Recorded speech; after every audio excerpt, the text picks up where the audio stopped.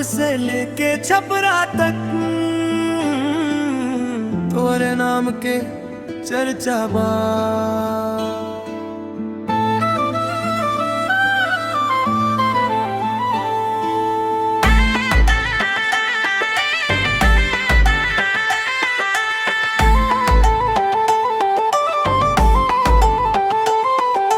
गोरखपुर गईल छपरा माँ देखनी तोहरा के बाजार माँ।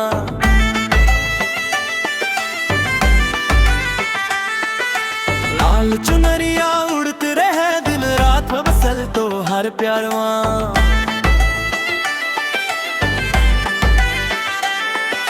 चांद जैसन मुखड़ा चमके नैन कतारे भरे हो।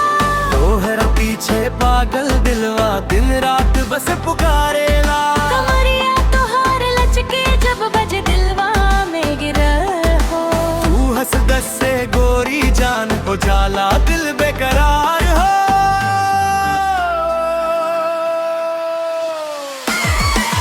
गोरखपुर गईल छपरा माँ तोरे चर्चा हर गवा माँ। रौरा अखियाँ जादू करी फसल बनी हम प्यार माँ।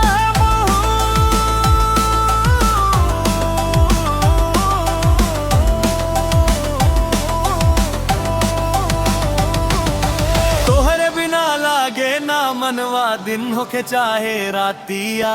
तोहरा खातिर धड़के दिलवा तू बन गईलू सासिया।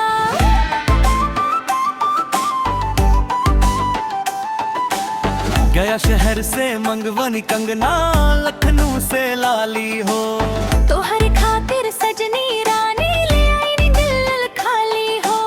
तोहर झुमका चमचम बोले जैसे बोले पायलिया। चल घूमे मिल सोनपुर के पकड़ के हमार बहिया।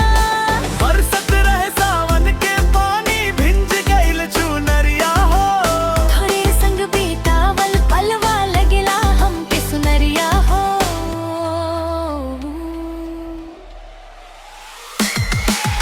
गोरखपुर गईल छपरा माँ दिल बहार ने तोहर अदा माँ। रोरा हंसिया मार करे जवा डूबल बनी प्यार के नशा माँ।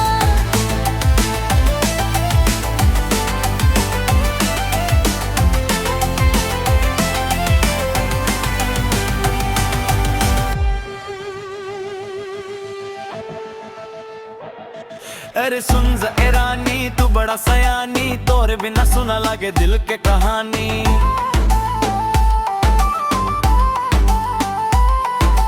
बलिया से बक्सर गूंजे तोहर नाम देख के तोहरा फोटो बढ़ जाला दिल के तार। इंस्टाग्राम पे डाले रील पूरा जिला हो जाला हिल। वही जाल पे मर्ज जवा तू बाड़ू पूरा किलर क्वीन।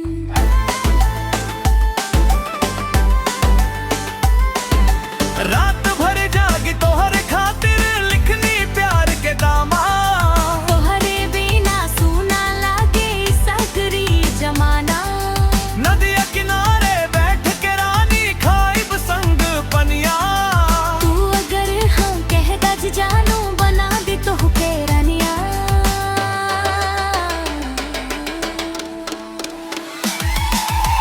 तोहर बिंदिया चमके जान जैसे चमके सितारा। तू बन जा हम सफर है बब साथे दोबारा। कसम खुदा के खाइला न छोड़ब साथ तोहार। जिंदगी भर बन के रहो तो है दिल के प्यार। जब जब दूर जाइबू रानी रोए दिल हमार। तोहरा बिना अधूरा लागे ई सारा संसार।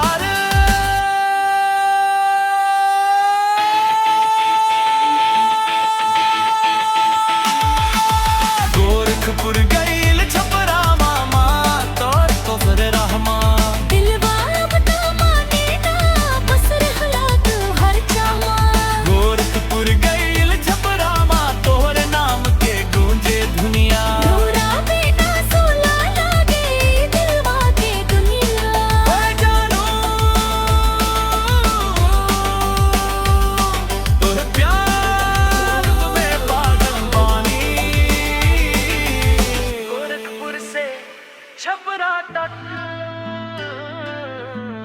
तुम्हारे चर्चा बा।